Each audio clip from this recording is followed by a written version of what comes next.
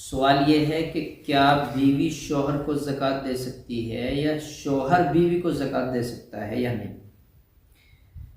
تو بڑا اہم مسئلہ ہے۔ بعض لوگ حیلہ تلاش کرتے ہیں کہ زکوٰۃ ہمارے گھر میں ہی رہے، لیکن شرعی اعتبار سے مسلک حنفی مسلک کے اعتبار سے مسئلہ یہ ہے، فتاوی دارالعلوم میں موجود ہے کہ بیوی شوہر کو زکوٰۃ نہیں دے سکتی، نہ شوہر بیوی کو زکوٰۃ دے سکتا ہے۔ ان دونوں میں سے ایک دوسرے کو زکوٰۃ نہیں دے سکتے۔ اس کے ساتھ جڑا ہوا مسئلہ یہ ہے کہ اب بیوی اپنی غریب ساس کو زکوٰۃ دے سکتی ہے؟ اس کا جواب ہے کہ ہاں، زکوٰۃ دے سکتی ہے۔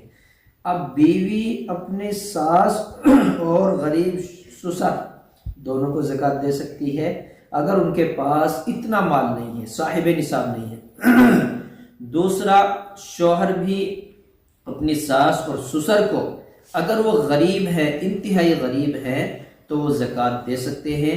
اس میں 2 گنا ثواب ہے، دوہرا اجر ہے۔